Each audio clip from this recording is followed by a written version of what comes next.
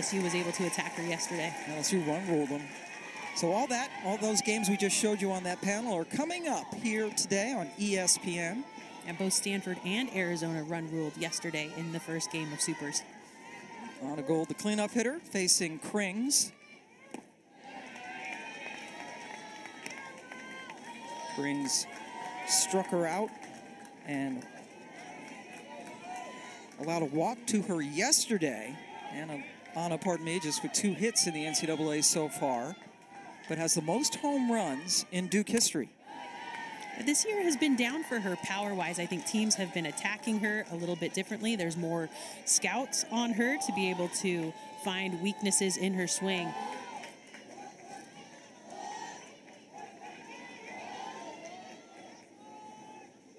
Two-one. When you look at the way that the power for Gold has evolved this year, her home run numbers down. I mean, last year hit 19, this year just 8 on the season. But you mentioned it, Pam. She is the all-time home run leader, career leader for Duke with a season still to go. Christina Foreman had 35. Foreman, one of the founding players, if you will, in this program. All across the country, you hear coaches talk about Team 7, Team 41. So this is Team 7 for Duke, knowing it's their 7th year as a program. Hosted a Super Regional last year. Gold sends that into left field, and another great catch! Cahalan laying out. This Mizzou squad is not going to sit down quietly. They are going to make Duke earn every inch that they get. Cahalan, that catch is made because of her first step, first reaction. Not only was it a great first step, but it took the right angle. And with that angle, it gets enough ground. Beautiful catch. So we have seen 3 outstanding catches in the outfield already in this game between the two teams.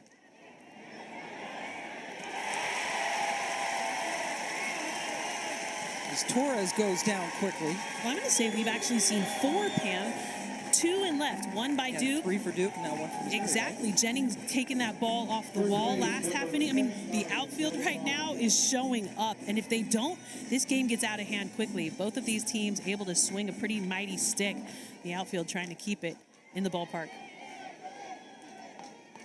Giselle Tapia, the starting first baseman, had an RBI infield single yesterday in the win. Well, and the swing planes of these hitters right now are elevating. They are not looking for singles and up the middle. That swing by Tapia showed you she went from low to high. She's looking to drive this one deep over the wall.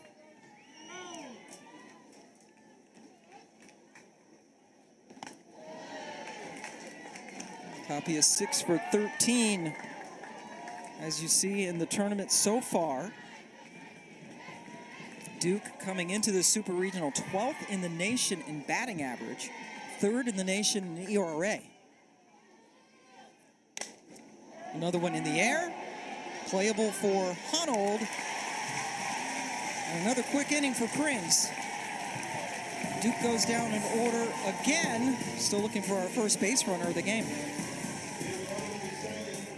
And Coach Larissa Anderson talked about the support she's gotten from everybody else in the athletic department, including Eli Drinkwitz. The head football coach is in attendance today. And for Duke, their director of athletics and vice president, Nina King, has gone inside, trying to see history today, right? Because Duke has never been to the Women's College World Series, hosted the Super Regional last year, but were swept by Stanford. Yeah. Nigeri Kennedy came in last year with Elena Vaughter in the circle, and they took it to Duke. They actually had to move their game time up to 9 a.m., which was a 6 a.m. start for Stanford, but they came away with that one and advanced to OKC. First pitch swing by Walker ends up in Vega's glove. Jayla Wright got the start yesterday. We talked about how she had her shortest stint of the season as a starter, going an inning and 2/3. She threw 56 pitches in an inning and 2/3. We just saw her 23rd pitch of this game, and here we are in the 3rd inning. And it was the strike zone yesterday that got in her head. She was unable to hit her spots and get the calls. And with that, Missouri hitters very patient.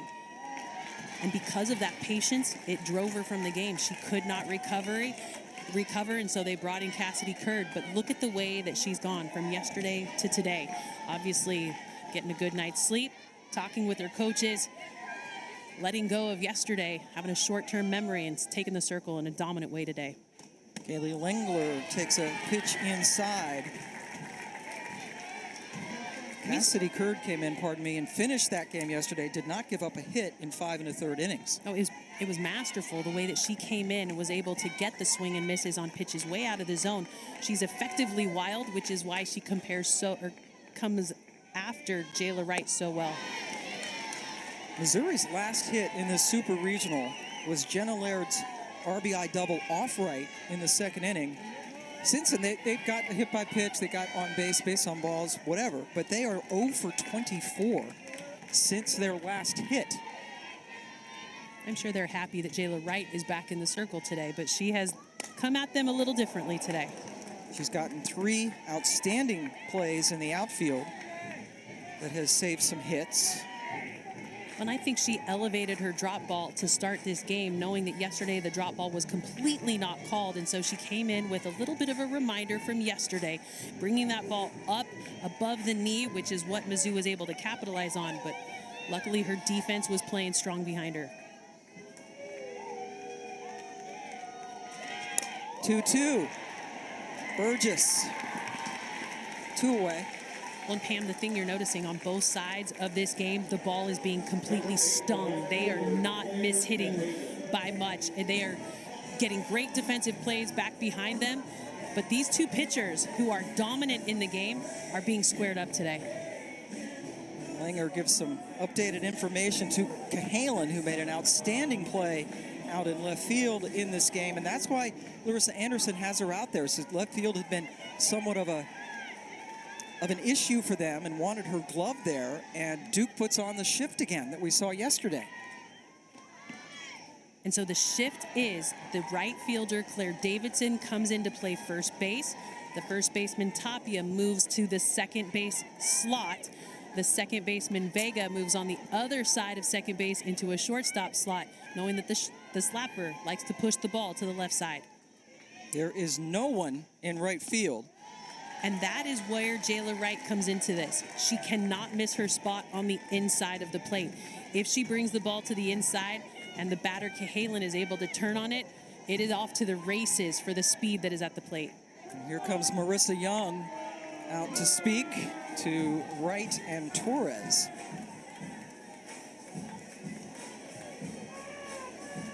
Well, and late in the game, you typically see Torres doing a lot of talking when Marissa Young comes to the circle. But in this situation, this is just giving information from the dugout to the pitching staff. And so as she comes out, Torres now talks with Wright about how to implement what Young has asked them to do. See the 4 flyouts, 3 of which she needed help from her outfielders to make outstanding catches. Cahalan yesterday against the shift was thrown out by the third baseman Gold to the right fielder Davidson, who was covering first. A 5-9 ground out. Yeah, if that's on your bingo card, kudos to you. I don't know that many people have that one going today. Split grip to give her some more barrel control. And that's the spot that Wright has to be dominant on, especially with the shift that is on at the moment. She did not get that call yesterday. Not a pitch that she could get as a called strike. So today, a little more confidence in the circle, knowing she can nab that one. Cahalan hits the 2-1, but it hit her in fair territory, so she is out. As soon as you make contact with the ball, you cannot touch it again with your body outside of the box. Got on her horse and caught that one, but she said, hey, I can dive too. Big diving play. Both of these teams are trying to win game 2 today. Duke won yesterday 6-3, a much different story as we are scoreless as we go to the bottom of the 3rd inning. Krings and Wright with their out distribution. Well, and that's what you expect. Jayla Wright with more ground balls, but Wright was elevating early in the game, which was allowing Missouri to get under the ball and drive it to the outfield. Francesca Frelich comes up for the first time today. She hit a home run yesterday, a 2-run shot in the second inning. And Frelich, in all 3 of her at-bats, got really good contact. I was impressed with the way that Frelich, the senior, was able to step in and square up every single time she stepped in the box. She led off the game with the home run to left, then a hard ground ball at the third baseman, and then a great line drive out to left. And it was a ball that when she hit it, she actually talked to it. Watch your lips. Come on, is what she was saying as she was walking down the line. It was pretty exciting to see Frelich be able to hit her 6th home run of the season. And she hit that off of Krings, who she is facing right now. Miss Duke is the home team today. Remember, in the Super Regional best of 3, you alternate. Missouri as the 7 seed, the higher seed, the home team yesterday. And if we have a game 3 tomorrow, they will be the home team again.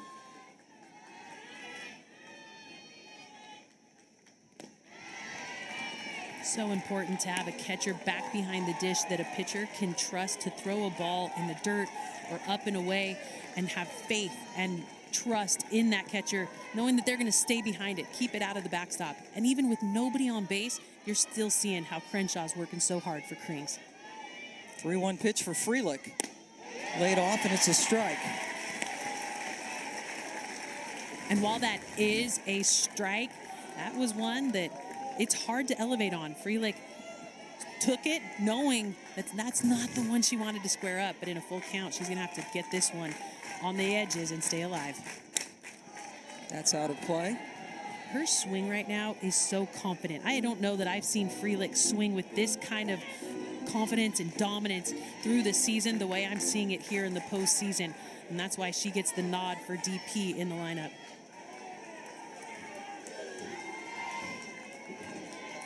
Another full count pitch on the way.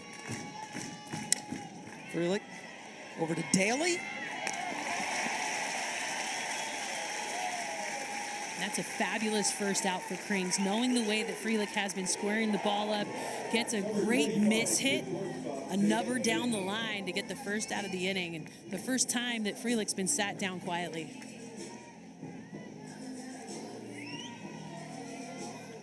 Number 8 batter is Jada Baker, the shortstop for Duke, one of the captains on this team.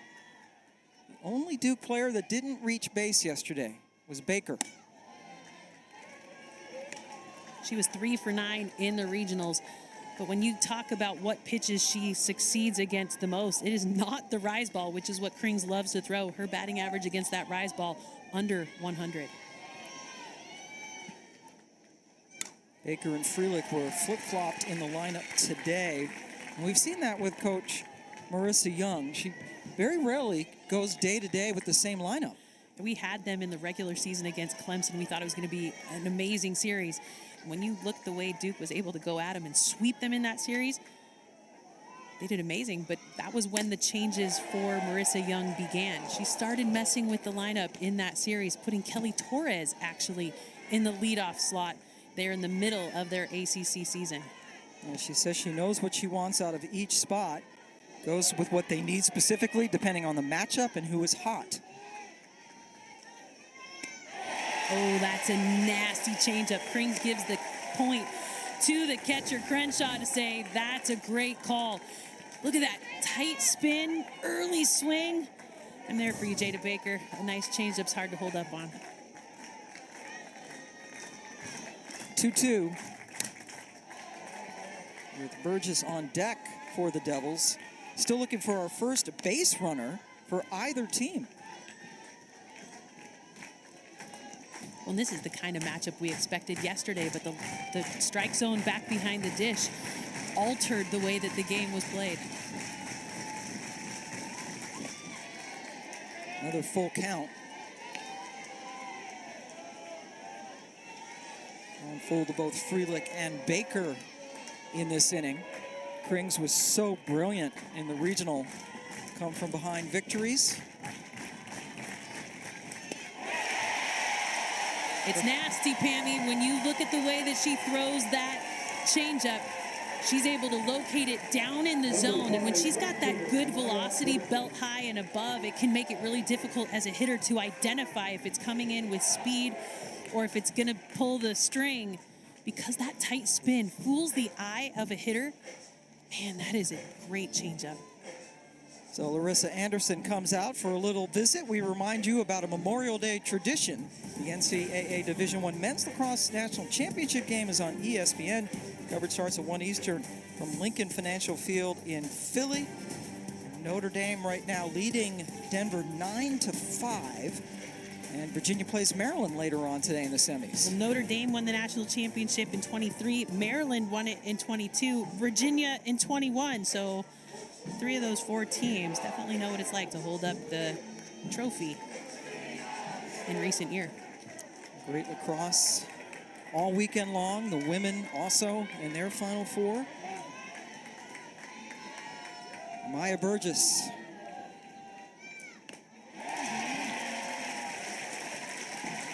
True freshman.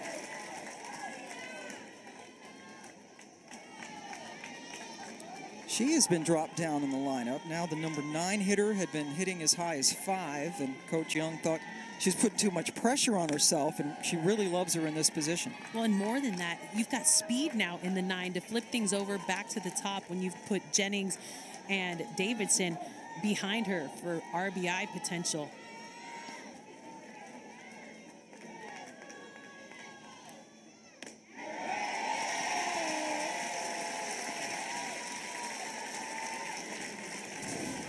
In this pitch on the outside part, I thought it was going to be wide, but if that screwball is able to hit and be called a strike, these hitters need to be ready to extend off the zone and drive that ball the other way as a left-handed hitter.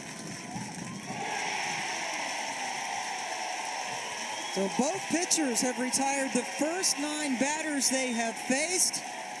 A couple of strikeouts here for Kring. Larissa Anderson, the head coach for Missouri. Boy, Kring's a little rougher yesterday. She seems terrific so far today. What are you seeing?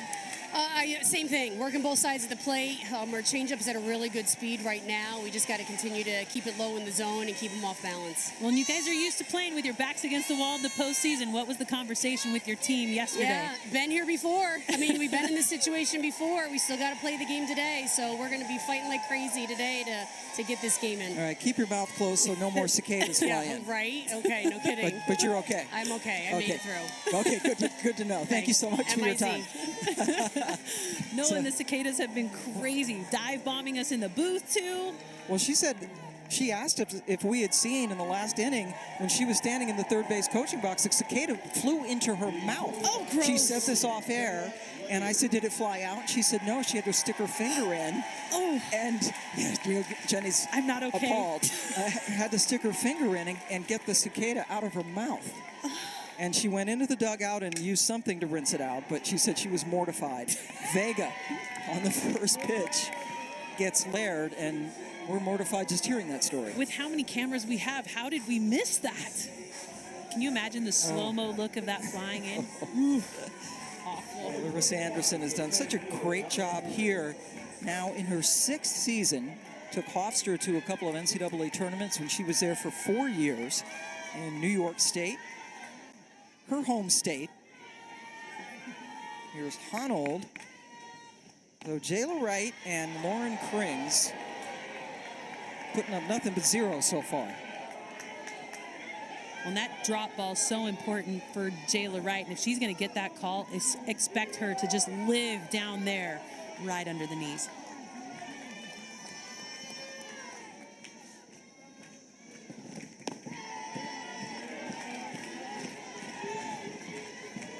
First time through the lineup, Wright, with a couple of strikeouts. 3 outstanding plays by her outfielders as well to save some would-be hits.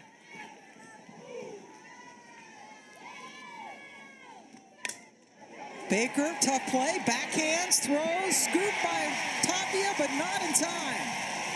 Our first base runner of the game. When we highlighted Honold in the lineup to start this game, talking about the great plate discipline that she had in her at-bats yesterday, driving this one in the 5-6 hole. But with the way that Baker had to approach that ball, couldn't get a lot on the throw to get it across the diamond. Honnold, our first base runner here today.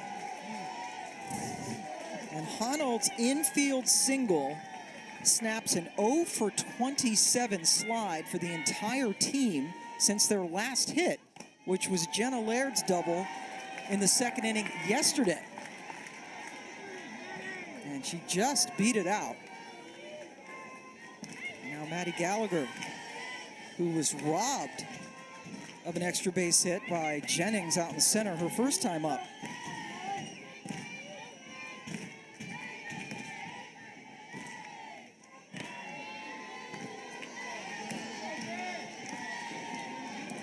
Honnold with 14 stolen bases, second only to Laird on this team, is Cassidy Curd, who pitched 5 1/3 innings of hitless ball yesterday to pick up the win in relief of Wright. Curd is up and throwing.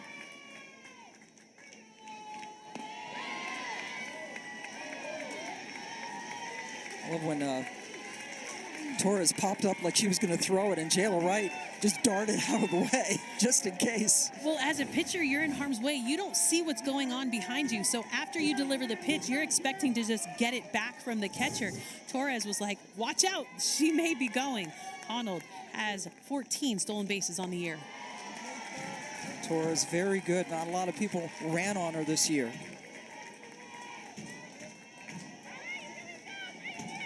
More than anything, she likes to back pick more than attack the stolen base. So she tries to keep the runner close to first by keeping that throw aware at first base. Up the middle, over the glove of Baker. Back-to-back singles for the Tigers. Well, and we've talked through the postseason how Duke doesn't really score runs until their second time through the lineup. Well, now as Missouri starts this one, top of the lineup, they've made adjustments against Jayla Wright. Out there in left field, you've got Abby Hayes' ready to take pictures as Marissa Young comes to the circle to talk to her senior pitcher. Cassidy Curd has just walked from the bullpen back into the dugout for Duke.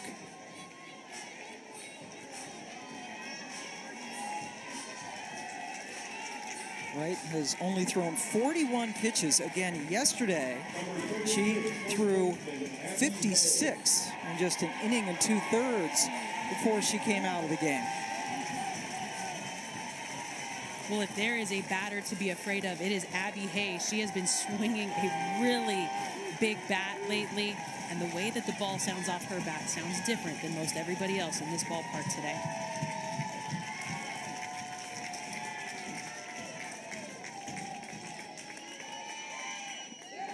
Her father, John, played baseball here, and now he's over the left field wall taking pictures, and these are his snaps from his daughter's home run last week in the regional. It was a big home run and able to capture every single moment as he stands deep in left field on that concrete wall. Abby's still looking for her first hit of the Super Regional. Struck out 3 times, is 0 for 4. There's John. So, yep, Abby is born and raised Columbia, Missouri kid. Baseball player until her freshman year of high school, where she made the transition over to softball.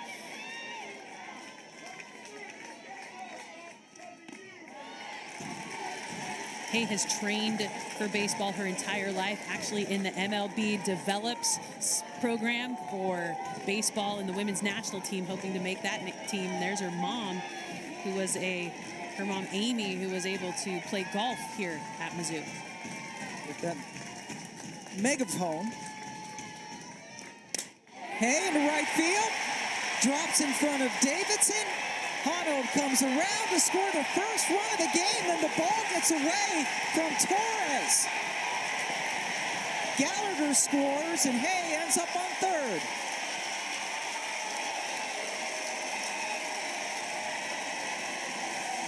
John capturing every moment of that huge hit out to right field. It looked like it was going to be a ball that Davidson could just keep in front and bring back in. And we don't see throws by Davidson come offline very often, but this one, way offline, cut can't get to it. Kelly Torres blocks it up, but then retreats to cover home because everyone backs away from the ball, and Mizzou is... will relieve Jayla Wright. 3 straight hits for Missouri. They're up 2-0. We'll have Curd in the circle when we return.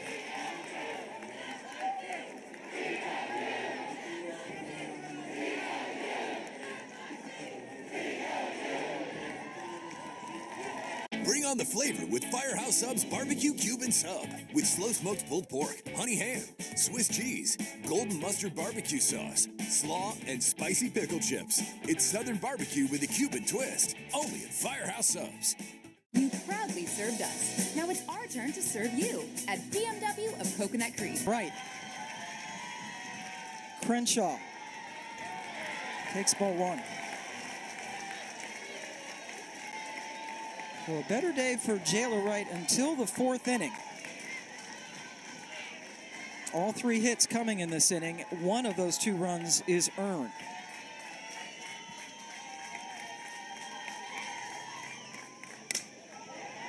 It's off Curd's glove. Baker throws. Tapia with the scoop, but another run comes home. Your job as a runner on third base is to read ball angle off the bat, and that's exactly what Hay was able to do. She saw off the bat, ball was going down, and she took off. The deflection by Curd made that one a little bit dicey because I thought it might get by Baker, but look at the way she's able to retreat, make the throw over there at first base. Tapia saves it. 2 out and nobody on as Kara Daly faces Curd for the first time today. Curd struck her out twice yesterday.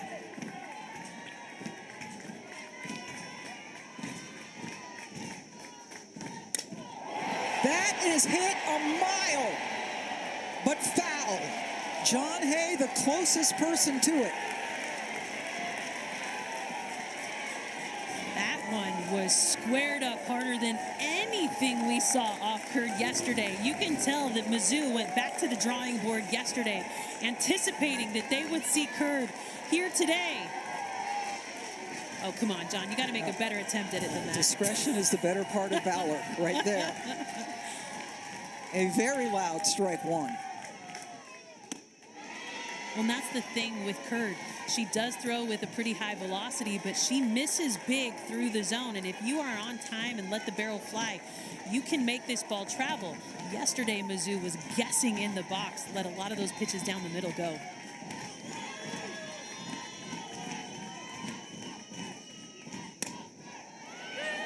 Tapia makes the play right in front of her dugout to retire the side, but what an inning it was. 3 straight singles until the 4th inning. Did you see anything different from her in the 4th? Just guiding her pitches a little bit, trying to do too much. But, you know, making the switch here, Cass coming in, and time for us to score some runs in the 4th, which we love to do. Yeah, no doubt. That's exactly where I was going. Your team loves to hit the second time through the lineup. So what adjustments do you need to make off Krings? She's doing a really good job mixing speeds, so being able to pick up on that changeup and hit it hard. All right, Coach, thank you so much. Thank you. Marcy Young, who was a terrific pitcher herself at the University of Michigan. And she's absolutely right. Duke, coming into the Super Regional in the postseason, including the ACC tournament or championship, only 1 of their runs was scored before the 4th inning, and that was scored in the 3rd inning. And who was it scored off of? Jennings. Yep. Home run, first of her career, and it was in the 3rd inning, but it was the second time through the lineup. That has been the difference for this team. They don't like to score early in a game. Everybody starts to put things together their second time through the lineup, and because of that, their runs happen later in innings. And here is Jennings, who flew out. A nice catch by Cahalan in the 1st inning. Does have the short game. Well, and that's what makes Jennings so dangerous, is the fact that not only can she swing away and has shown power to the wall with a triple and a home run in the postseason, but she's also so fast, can drop the drag, can slap to the left side. she has got so many tools at the plate. Hitting over 400 now on the season, and that's just going to go up as she goes the opposite way. That is the first Duke base runner and hit of the game.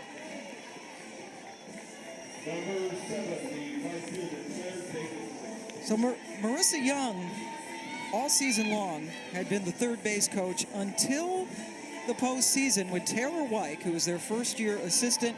And in 7 postseason games, the numbers don't lie, Jenny. It's the Wyke effect. It definitely is. They've been able to put up 30 more runs with Wyke in the third base box.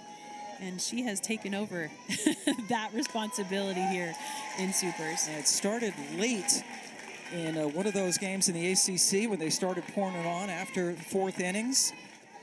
It actually started in their 10-inning game against BC, which was in the quarterfinals. They didn't score. It was a walk-off win in the 10th inning. Next day, went to the 10th inning as well. And with those 2 back-to-back extra inning wins, Wyke was in the box. So guess who started taking the third base coach box a little earlier? Taylor Wyke. Claire Davidson, her error in the top of this inning was her first of the season. And that led to an extra run. Well, and you wonder, does that play then leak into this at-bat? You cannot let defense leak into offense because it will affect your approach at the plate. Claire Davidson has shown great maturity, being the ACC Player of the Year, the way that she has swung the bat this season.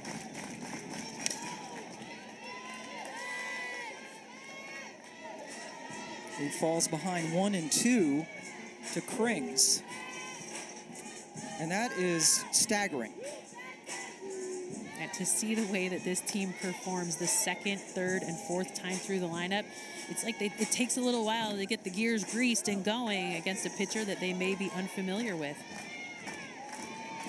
Krings got the start yesterday for Missouri, has just given up her first hit.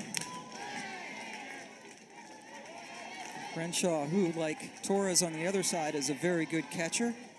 Very aware of Jennings over there at first, who has ridiculous speed.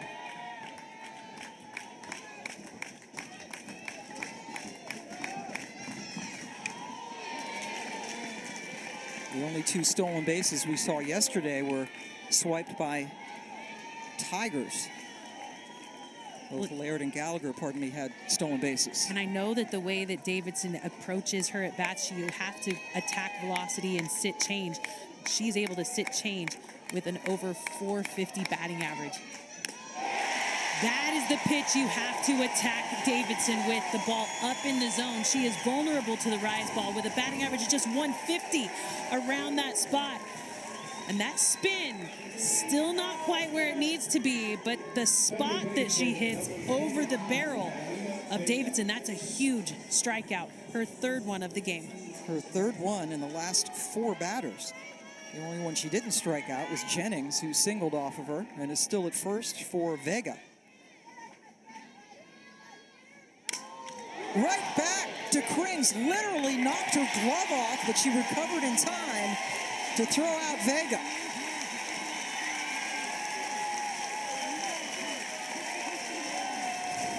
People around the country talk about the masks that pitchers wear, but it's because of that right there. If Krings had not been able to get that glove up, she was going to wear that right in the face. Scary moment for Krings, but look at the way she was able to recover and still get the out. Up to Anna Gold now with Jennings over at second. Anna was the victim of a great catch by Clara Cahalan in left field her first time up.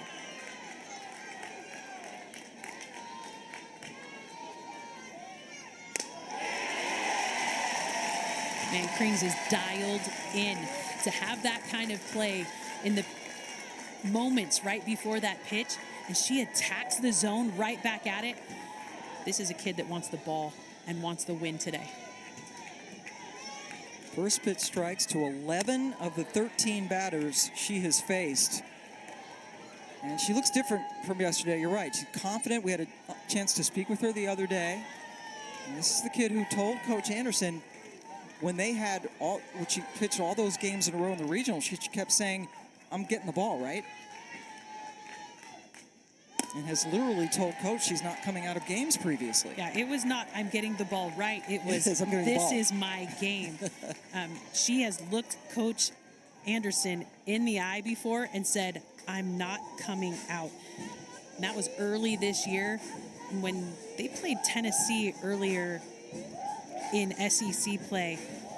Coach left her out there for probably longer than she should have, according to Coach Anderson. She had a 21.00 ERA in that game, did not go the distance. It was just 2.1 inning, or 2 1/3 innings of work, and she got shelled. But Coach Anderson said she needed to learn that lesson. And when Coach went to her in regionals, the conversation was, Coach, I can do it. And Anderson believed her. She came up huge in the regional. She threw 364 pitches. They were able to beat Omaha twice after beating Washington and Indiana in a doubleheader the day before to stay alive because they lost the opener to Omaha.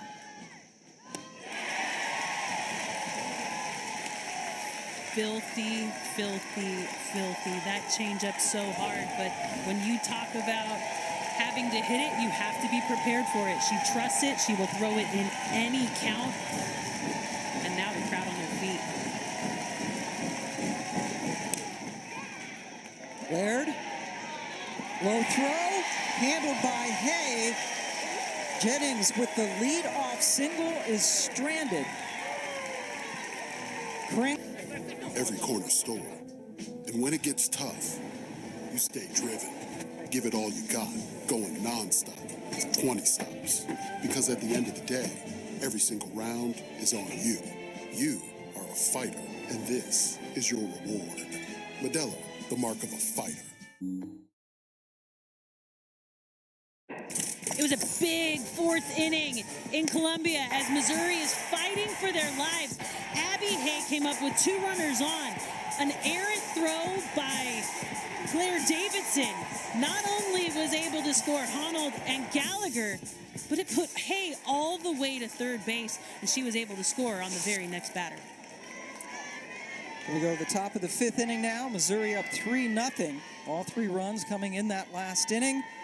Chasing Jayla Wright for the 2nd straight game. Cassidy Curd has relieved her and is in the circle. Jayla Wright giving up 3 runs for the 2nd straight day. Lasting 3 1/3, lasted only 1 2/3 yesterday, but Duke was able to win that game. Madison Walker leading things off. Duke 1 win away from their first Women's College World Series appearance. If Missouri wins, we'll go to a decisive game 3 tomorrow, weather permitting. I don't know that it'll get played tomorrow, Pam. Gorgeous day today. Mid-70s, low humidity. Walker up the middle. Just finds the green to lead off the 5th with a hit. Well, and that was a frustrating play by the second baseman, Amina Vega. Not only was she trying to go after the ball, but she got in. The umpire got in her way. Naomi out there and just blocked her up. It's like she was playing offensive line, didn't allow her to get back there to the ball. And that hit by Madison Walker. Little jam job, found enough grass. But Naomi Erdahl out there got in the way. Danielle Blankston coming in to run for Walker.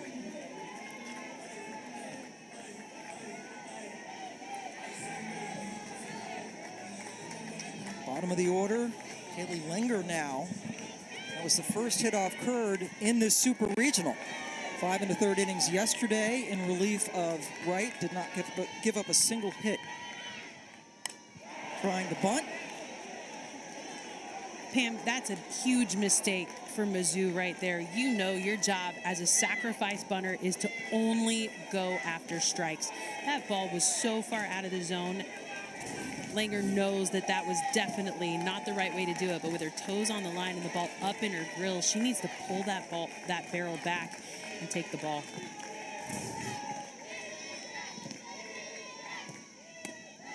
Also up, and there's the throwback.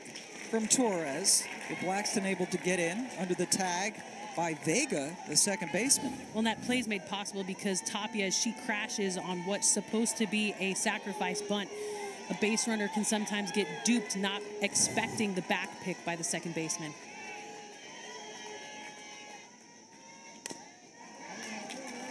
We've got 2 strikes, so the bunt will be off. And I don't know how you bunt off of Curd, to be honest. The way that Curd throws the ball, you know she's going to be throwing it with rise ball spin.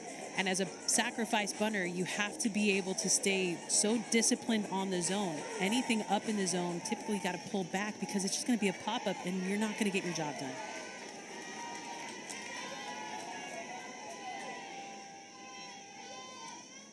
Linger swinging away with 2 outs. Curd gets it over to Baker, and they turn the double play.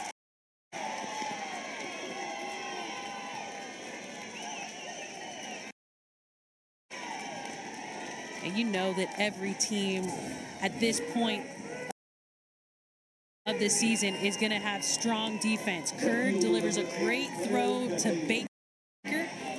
Beautiful 3-1, 6-3 double play. And a nice scoop over there by Tapia. Came up with the softball, kind of a snow cone, but was able to grab it in time. So now 2 away for Cahalan, and this time, no shift. Yeah, you don't put the shift on. It hasn't worked so far in this situation. They're going to just pull their corners in to take away the tap and go, but give their middle infielders an opportunity with a little bit more range as they stand in the baseline. Cahalan tried to bunt against the shift last time, got the bunt down, but ran into it when she was out of the batter's box, so she was called out. When you know you have to pick it up and let it go right away, the way that Cahalan's wheels work down the line. Jennings, who was playing shallow, just had to drift over to her right. Leadoff single by Walker, and the double play by Duke. No runs in that inning.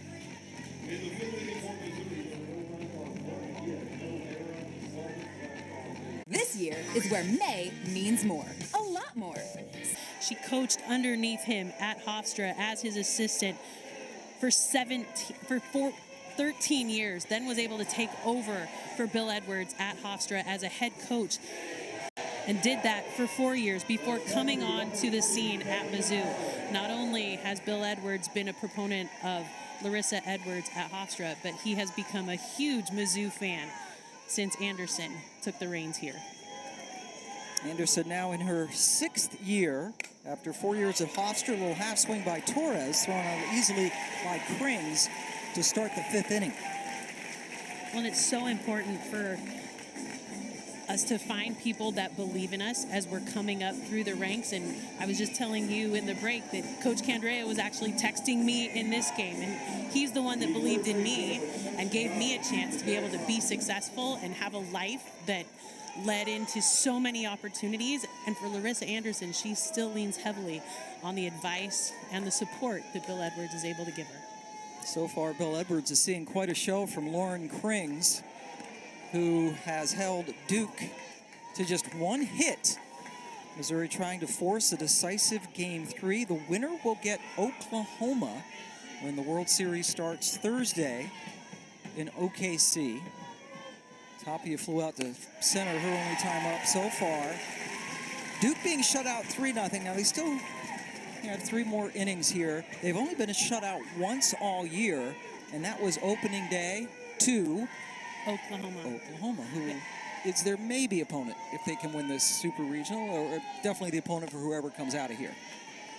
And Oklahoma has been pretty dominant, was pretty dominant in their super regional, and to see the way that they are playing with a chip on their shoulder all year long, knowing that they're not number 1 this season, going for a 4-peat.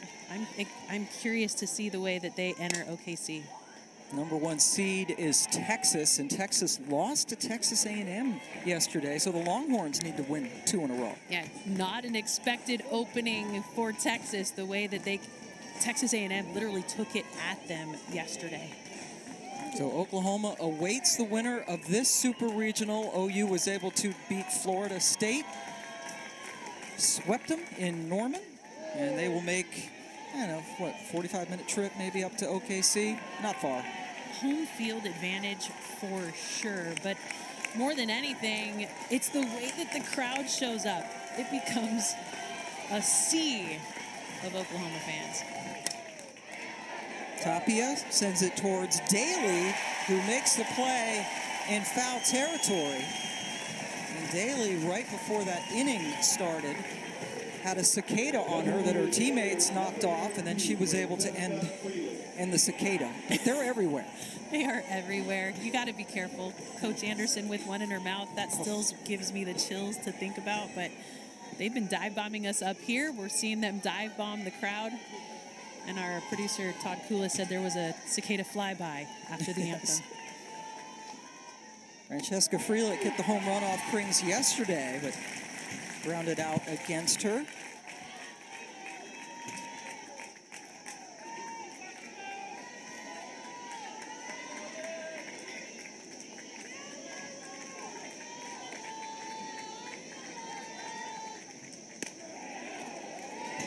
Perhaps the most confident bat I've seen in the Duke lineup this Super Regional is Freelich.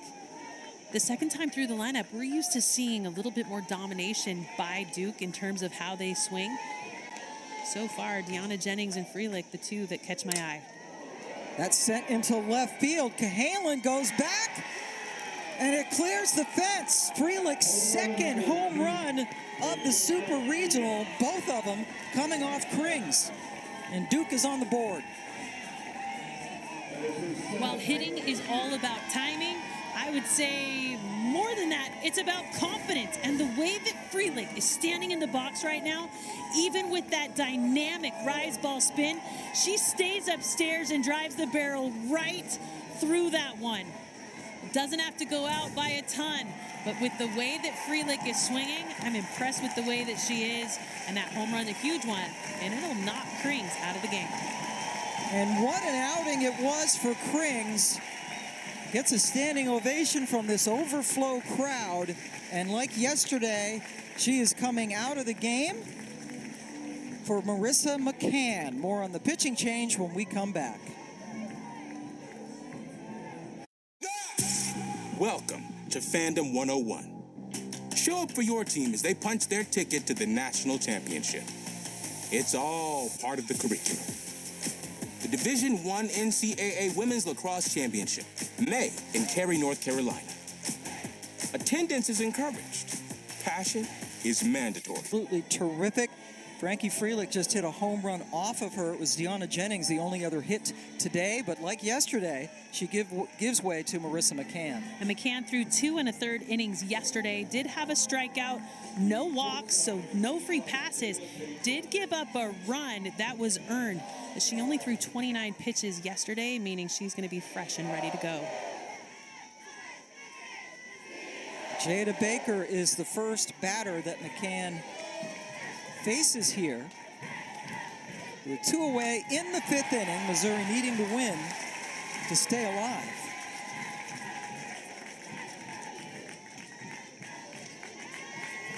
McCann faced Baker once yesterday and induced a fly ball to center field.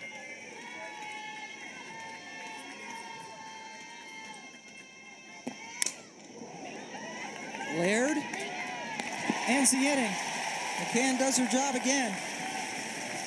But Francesca Freelich, for the second straight day, has left the building. Give it all you got, going nonstop, 20 stops.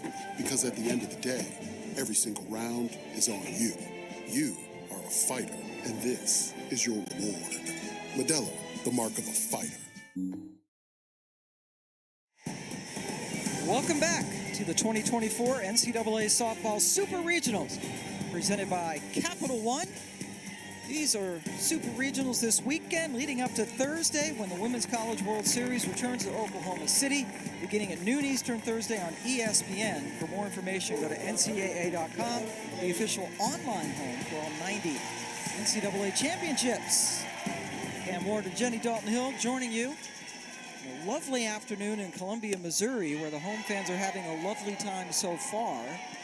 Leading 3-1 as we go to the top of the 6th inning. One of the super fans here, Missouri needing to win to force a decisive Game 3. Third at bat for Jenna Laird. All 3 times she's led off an inning. And that's so rare.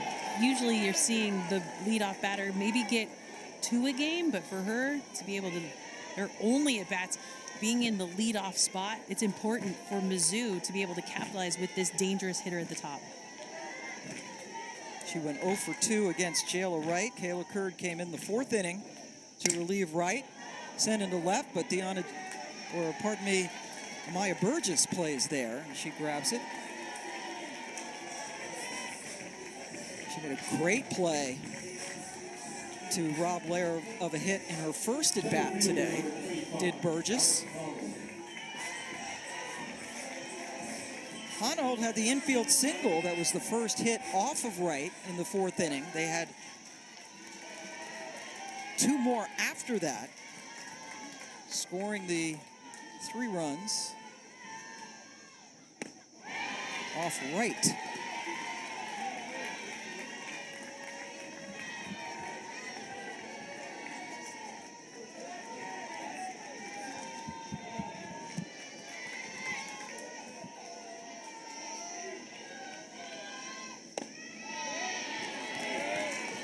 Jayla Wright giving up 3 runs today, also 3 runs yesterday when she lasted only an inning and 2/3. And 3 runs given up in a game matches the season high for Jayla. And she's done it now in back-to-back games. And Mark Amante, our very good talent statistician, also our cicada wrangler. While you weren't looking, he just got one and flicked it out. Hero. Hero status for sure. And there's Jayla looking on. Jayla Wright, who was the pitcher of the year, Mark. Pitcher of the year, unanimous selection for pitcher of the year in the ACC this year. 1-2 to Honold. Get another look at a pitch. Missouri, the number 7 seed. Some controversy certainly when Duke got the 10. Even though they won both the ACC regular and tournament championships, they had a number 3 RPI, and they were the 10 seed.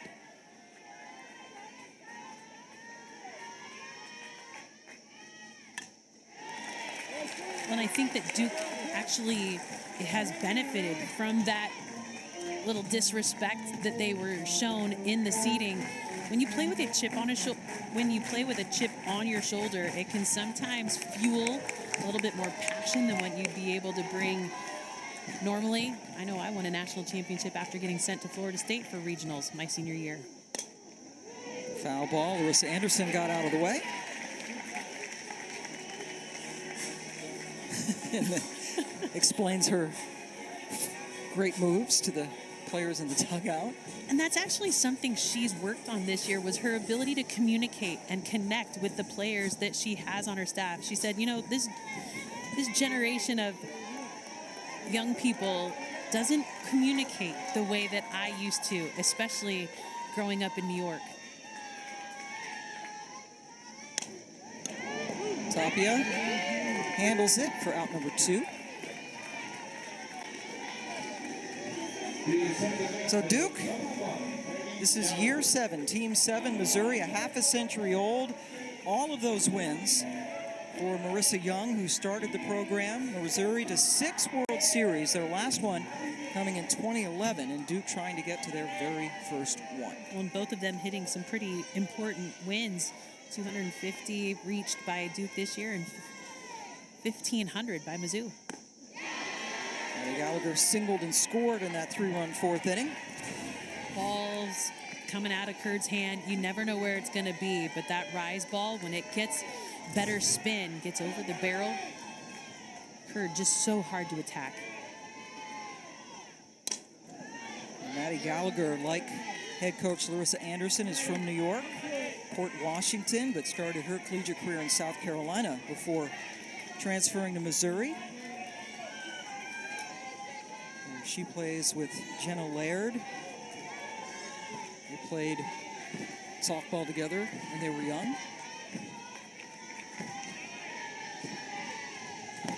Both middle infielders. You were a middle infielder. Very important, right, to have that relationship?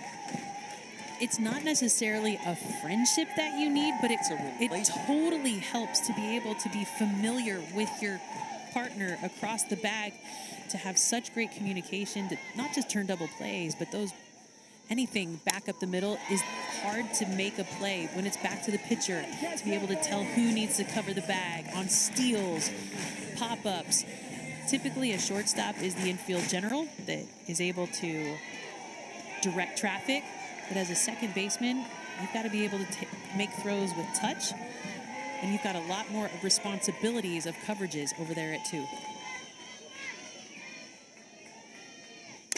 1-2 sent into center field. Deanna Jennings, routine play for her. Hurd sets him down in order. Duke down 2 coming up in the bottom of the 6th. Burgess leads things off. Make this a summer to share at Kirk. It is coming right after the World Series is over. Athletes Unlimited coming to our networks. And here is the college draft class. Just 15 players were selected. Valerie Cagle taken before Maya Brady. Tiare Jennings, who is creeping up in the all-time RBI list, held by Jenny Dalton-Hill. And Claire Davidson. She was we're not going to say Ms. Irrelevant like they do in the NFL draft. She was the final pick. And she plays here for Duke. I mean, that is a who's who coming out as seniors this year. Ton of talent at the top. Davidson will bat third this inning. It's the 9-1-2 batters, Burgess, Jennings, and Davidson.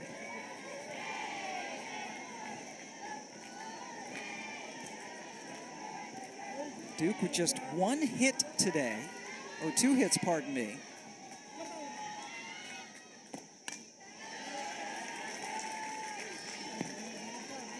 The big blow, Francesca Freelick's second home run of the weekend. But McCann trying to close things down for Krings. Well, if there's a spot in the lineup where Duke is going to be able to push some runs around, it is right now as they hit 9-1-2 to lead off this inning, knowing that there's speed in the first 2 and power right behind.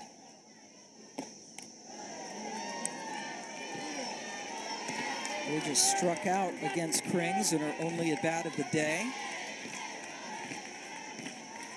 Crenshaw is going to come out and talk to her freshman pitcher.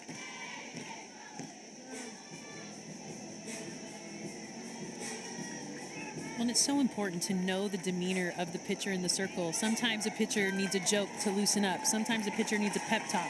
Sometimes a pitcher needs you to get in their face and get them fired up. Crenshaw, such an important player for Missouri to be able to step out there as a junior and help calm down the freshmen in the circle.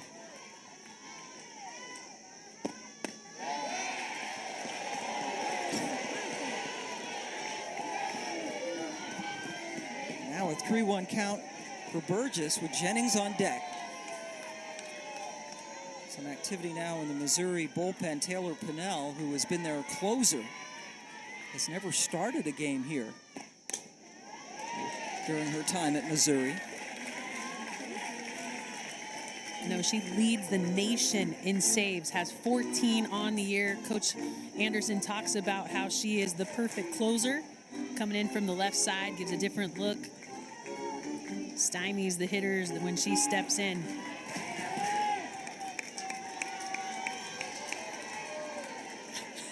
Cicadas in the bullpen too. Full count. Burgess lays off and draws the leadoff walk.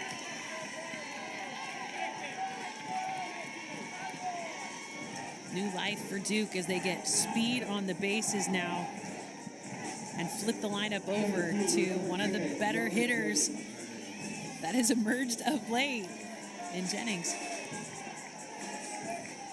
Jennings got the first hit of the game for Duke, a single to lead off the fourth. Batting average now over 400 on the season. And the walk issued to Burgess is the first free pass that Duke has today, because Lauren Krings, in her 4 2/3 innings, did not allow a walk while striking out 3. Now both Marissa Young and Taylor Wyke will have a conversation with Jennings as Larissa Anderson goes into the circle. Well, McCann is so good, and just a freshman. When you think about the way that she takes a game, sometimes there is a hiccup, and it looks like we will see her relieved for the closer coming out of the pen. Well, it's a must-win situation here for Missouri, and Taylor Pinnell is indeed coming in to try to close things down for Mizzou. We'll take a short break and be back.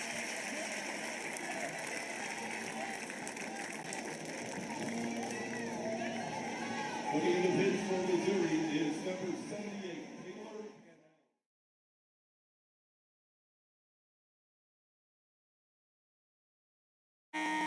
Let's go! The Clippers have never won a championship. People say the franchise is cursed. But everybody knows the problem. We got a bad boss. The players love me. We literally hate you! If he comes here, there will be a riot. And the last inning, but then a leadoff walk to Amaya Burgess. And in comes Taylor Pinnell, the lefty closer, one of 10 Missourians on this roster. Well, and this is the player that wants the ball when the pressure is high. No starts, you already said it, Pam, because she loves to get the save. Looking to get number 15 today. 15 saves would tie a Division I record. And that is an out.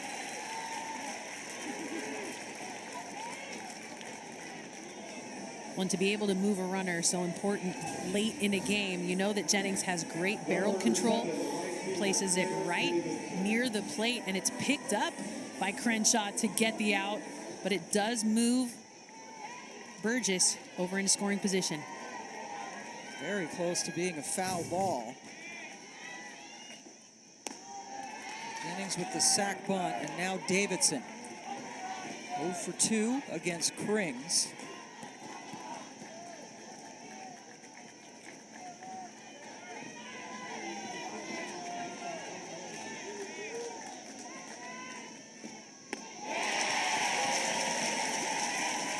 Pinnell loves to throw that changeup. She throws that changeup to start batters, finish batters, and all in between. Good velo, but with an anxious batter in the box who needs to score runs, that changeup is a difference maker. And Taylor Pinnell came to Coach Anderson. Curveball away, doesn't get enough plate, little bit low. But realizing that's just one of the first couple pitches she's thrown. She's figuring out where the zone is and where she needs to locate. Pinnell went to Coach Anderson last fall and told her that she wanted to lead the country in saves, and she's doing that. Well, and to do that, you have to have strong mentality to be able to step in those pressure-filled moments. Davidson foul ball. And you have to disrupt timing, and that's what Pinnell's doing. Obviously, that was going to be a really nice pitch. Davidson knew it. But the change in velocity is what allowed the barrel to get around and pull that ball foul.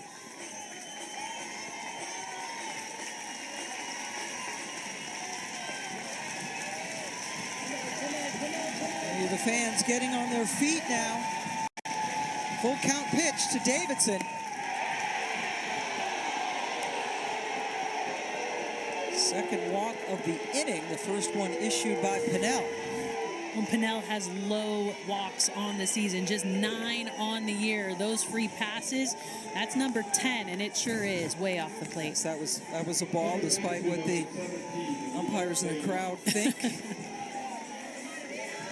Now Vega, who grounded out twice against Krings, steps in.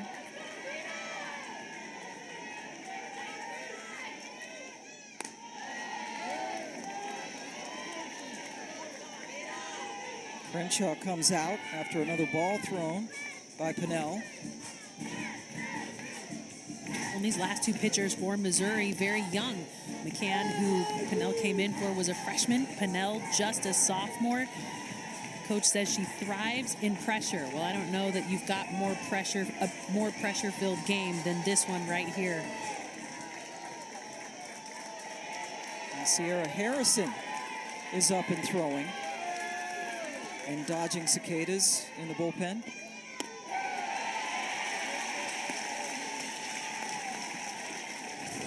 And that's a huge pitch to be able to locate that changeup. That's up in the zone. So as a batter, you can hold the barrel back and drive it, but it's definitely hard when you're expecting velocity. Man, it's a good one, and she knows that she can trust it. Does she trust it enough to go to it again? I'd like to see that changeup come. When it comes to a two-strike approach at the plate, Pennell loves to keep it down. That's where she'll hit that swing and miss most often. Not handled by Hay at first. Gets the tag. No. Missed. So everybody's safe. The bases are loaded. And that's a big play. And the freshman Hay keeps it in front, but it deflects far enough away from the line. That's a good call by our first base umpire. Ron Guest down there at first. Yeah, Vega stays in the runner's lane. And because she stays in the runner's lane, everything about that is completely legal. At Vega advancing down the line, but sometimes that can be risky because you don't want the ball to get hit out of the glove and allow a run to come around and score. Leah Terrell comes in to run for Vega. She scored a very important run on a great slide yesterday. And that is indeed an error on Hay that put Vega on first base. And now Terrell running for her. Anna Gold, the cleanup hitter. Just one out and the bases loaded.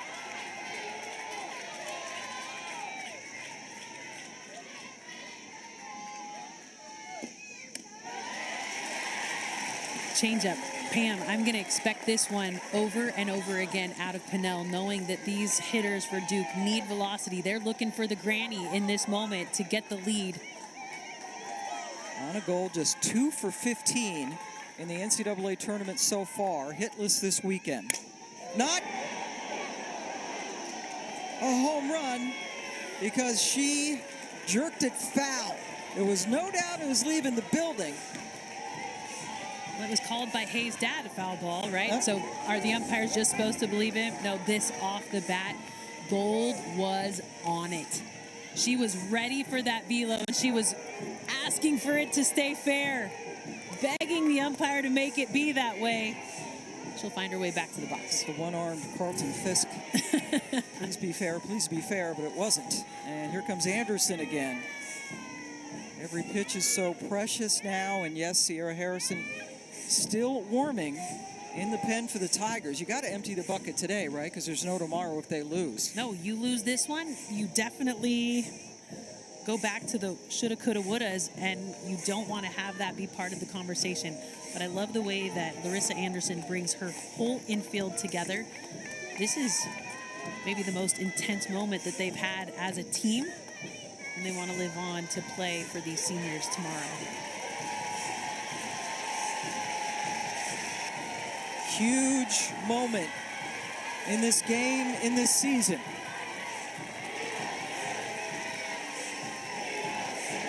Gold now down 0-2 after just missing a grand slam.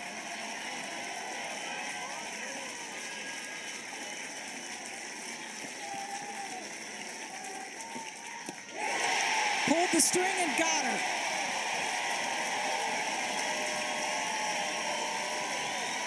Change up confidence to be able to pull the string in that count against this hitter way out in front. And as a hitter, when you let the barrel go, you're expecting to make contact.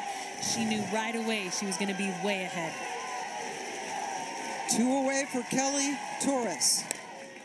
Sends it to the shortstop. Laird squeezes it, and Pennell does her job.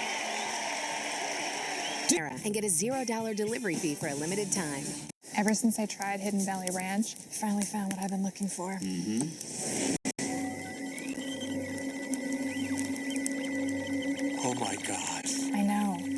this stuff so good. Hidden Valley Ranch. Only serious about flavor.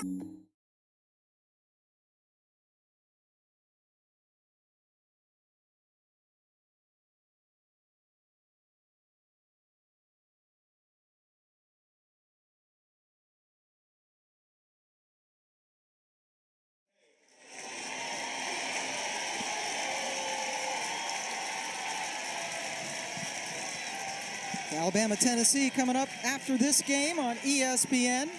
So we go to the top of the 7th inning. Duke just left the bases loaded in the bottom of the 6th. Loaded them up with a couple of walks and an error. Then an Anna Gold strikeout, a Kelly Torres pop-up.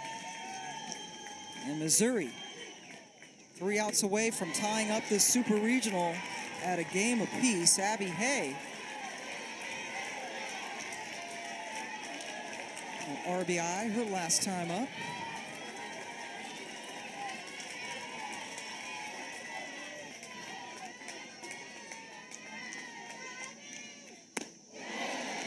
Cassidy Curd sits her down.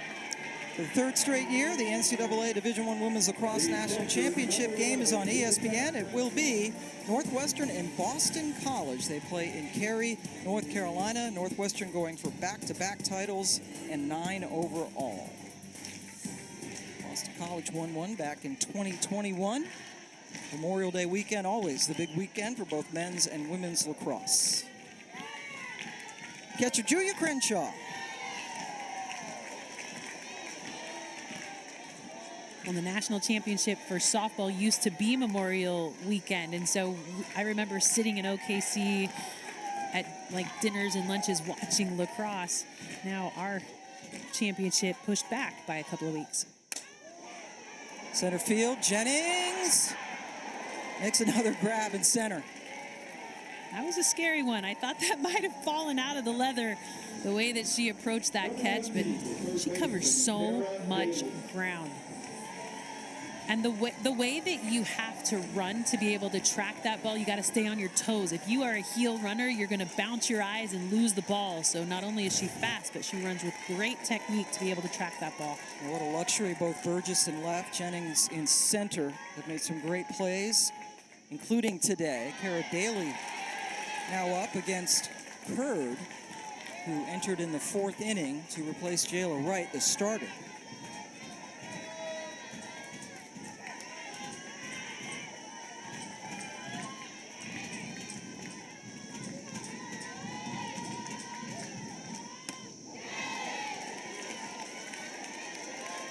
Strikeout that Curd got on Hay to start this inning was her first of this game. Got the win yesterday when she relieved Wright. But Duke only able to put together 1 run in this game so far. Jennings again. Duke down to its last inning. Tapia Freelich, who has 2 home runs in the Super, and then Baker. The NCAA.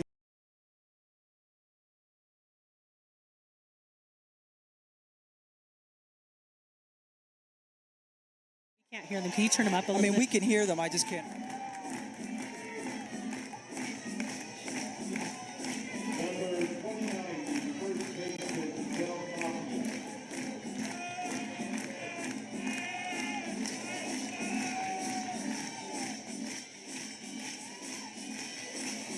Thank you very much, Matt. And here we go.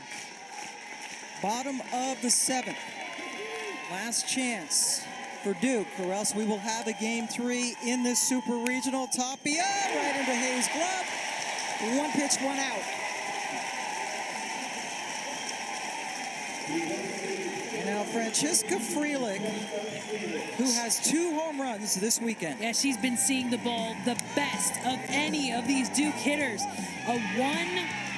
A solo shot doesn't do it for you here. You've got to be able to put 2 runs across to extend this game. But the way that Freelich's swinging the bat right now, she has the most confidence in the starting 9. Duke, and this is a team that has been one of the best offenses in the country, top 12 in average coming into the Super. But Krings, McCann, and now Pinnell in the circle, shutting them down.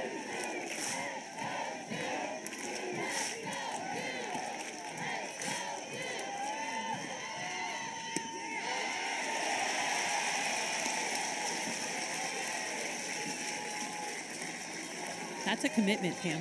Big time. White paint yesterday, going for the gold today. Change it up. I think I'd wear the shirt, not the paint. I think that would be a wise thing.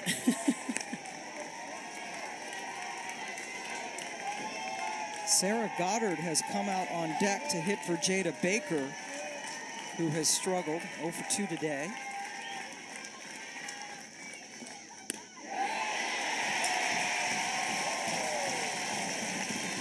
Now, knowing the way that Freelich loves to hit velocity, you go back with the changeup. If I'm in the circle, I go back to that changeup, bring it down under the hands of Freelich, see if I can get the swing and miss. Smack just foul down the third base line. Well, that's one of the pieces of that changeup that maybe needs to be shored up a little bit is the location. She leaves it kind of high, which makes it vulnerable to get contact. So with the ball up in the zone as a hitter, I felt so much more confidence trying to go up and get a changeup rather than having to chase down in the dirt. Just got a piece of it. That was a beautiful rise ball. That swing and miss. I thought that was going to be a swing and miss, but look at the barrel control of Freelich to be able to touch it up enough to keep the at-bat alive. Just 7 home runs all year. She's got one in back-to-back days in Columbia. I mean, the tardy bell's ringing on that velocity coming out of the circle. She's a little bit late expecting the changeup. You can't sit in between those two velocities. You need to make sure that you are on time for the ball with more velocity and then be able to sink into your legs to keep the barrel back on the changeup. Another 2-2 fouled back. Great battle by Freelich to be able to just keep this one alive on balls very questionable close to the zone, but she is not going to leave it up to the home plate umpire. Pitch number 9 of the at-bat on the way as Freelich reties her shoelaces, gives Crenshaw a chance to chat with Pinnell.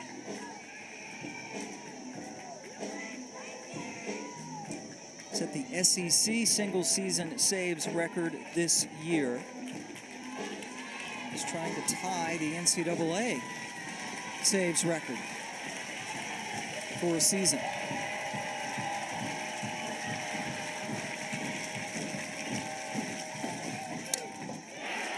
Popped her up.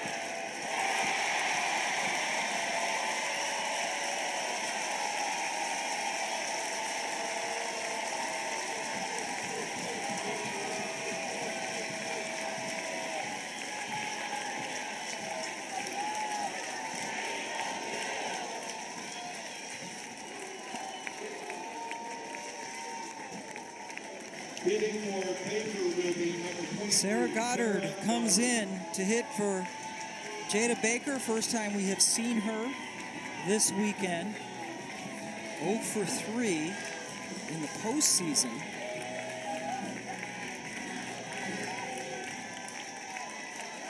For 2 in the NCAAs.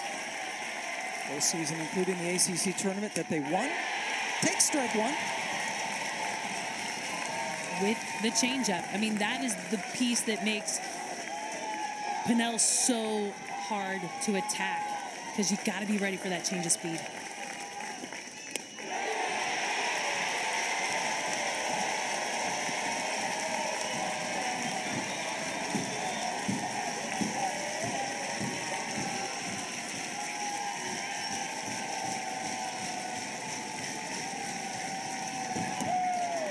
Just missed, and Goddard held up. Everyone on their feet in attendance. Duke has won 12 straight games, last losing to Virginia about a month ago. Strike 3! Pinnell does it again, and now has tied the NCAA Division I single season record with their 15th